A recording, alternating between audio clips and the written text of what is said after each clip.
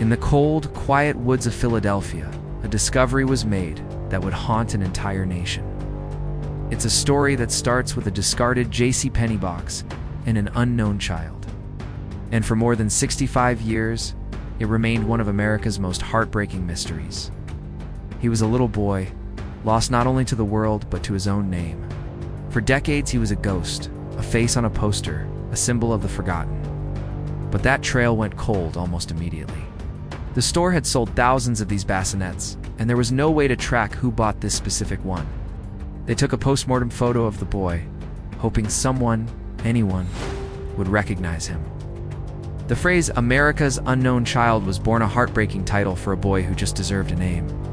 Thousands of tips poured in, but every single one led to a dead end. In a move that's hard to imagine today, they even dressed him in children's clothes and sat him up for another picture, thinking it might be less shocking and more familiar to a neighbor or relative. An investigator named Remington Bristow dedicated years of his life to this idea, believing the boy belonged to the home operator's stepdaughter. It would explain the lack of birth records in the US. But again, nothing could ever be proven. He even found a similar blanket there. But official investigations repeatedly ruled out the foster home, since all the children were accounted for. Investigators were left with the image of a boy with no name, no family, and no past. The city of Philadelphia, and soon the entire country, was captivated by the mystery. If you find these stories of investigation and the search for justice as compelling as I do, please subscribe to the channel for more deep dives into mysteries, both solved and unsolved. In 2019, the boy's body was exhumed for a second time, and there it was. A birth certificate for a boy born on January 13, 1953, and they found Juana, relative on the boy's maternal side. They announced that the boy in the box, America's unknown child, finally had his name back: Joseph Augustus Zarelli. In January 2023, on what would have been his 70th birthday, a new headstone with his name and picture was placed on his grave at Ivy Hill Cemetery. After nearly 70 years, potential witnesses and the killer themselves are likely long gone. We know both of Joseph's biological parents are deceased, but police haven't given up.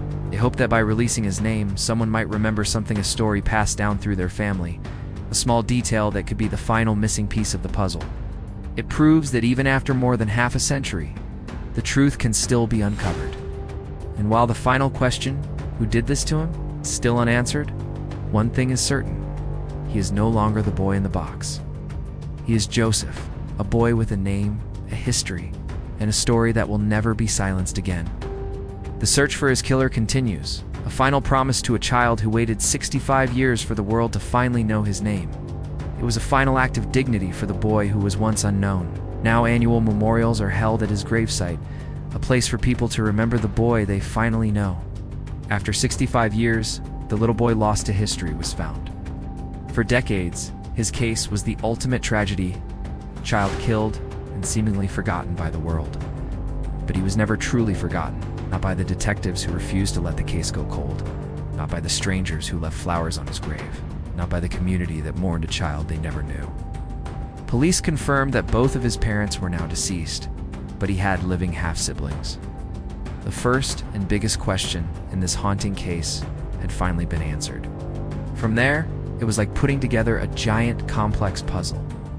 They painstakingly built a family tree, narrowing down the possibilities one by one. The case is still an active homicide investigation.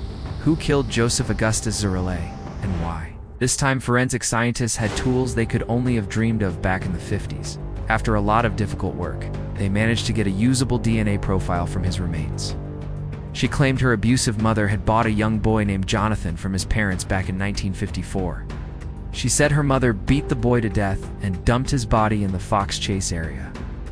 Police found parts of her story compelling, but her history of mental illness made it impossible to verify, and it became just another dead end. But this isn't just a story about a cold case. It's about relentless dedication, incredible scientific breakthroughs. They were the ones who pushed to have the boy's body exhumed in 1998 for DNA testing. They also had him reburied in a proper cemetery, Ivy Hill, with a new headstone.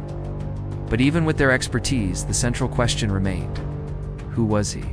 And the profound truth that even a name, lost for more than half a century, can finally be found. The winter of 1957. A wooded area in Philadelphia. A discovery that would spark a mystery lasting over 65 years. They scoured missing children reports from all over the country. But no child matching his description had ever been reported missing. It was as if he had just appeared out of thin air. And that was the most chilling part of the case. Not just that a child was murdered, but that apparently no one was looking for him. No frantic parents, no worried relatives. It's just silence.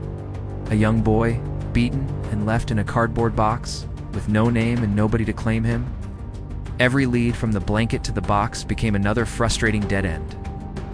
The file stayed open, passed from one generation of detectives to the next, each one hoping for the break that never came. The boy was buried in a potter's field, his grave marked with a simple stone that read, "America's unknown child." The initial hope of the investigation began to fade, and the case was quickly going cold. He was known only as the boy in the box, but in 2022, a breakthrough finally gave him his name back. So who was Joseph Augustus Sorelli? And can we now solve the question of who was responsible for his tragic death? The story begins on February 25, 1957, in the Fox Chase neighborhood of Philadelphia. A young man checking his muskrat traps stumbled upon a large cardboard box. Investigators figured he was somewhere between 4 and 6 years old. He was severely malnourished, and his body was covered in bruises, the clear result of a violent beating. But there were strange contradictions. His hair had been recently and crudely cut, with clumps of it still clinging to his body. His fingernails were neatly trimmed. It was a bizarre scene of both vicious rage and some type of care, a contradiction that confused investigators right from the start. Who would beat a child to death and then groom him? It was the kind a new bassinet came in. He didn't think much of it at the time. A few days later, a college student saw the same box, and his curiosity got the better of him. He stopped, looked inside, and immediately called the police. Inside, wrapped in a faded plaid blanket, was the naked body of a small boy. The box itself seemed like a major clue.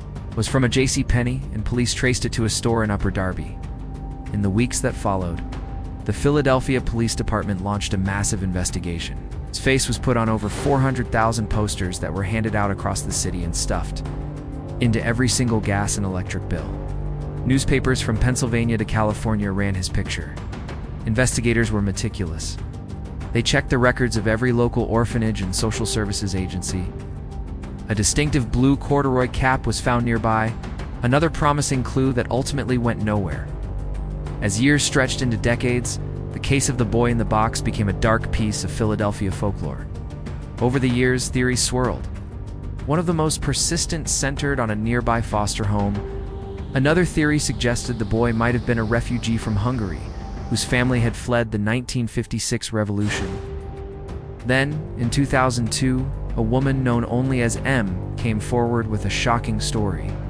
In the 1990s, the famous Vidocq Society, a group of retired investigators who tackle cold cases, took up the cause. The search for this boy's identity is a powerful reminder that no victim is ever truly forgotten. For 65 years, he was a ghost. And then, technology finally caught up to the mystery.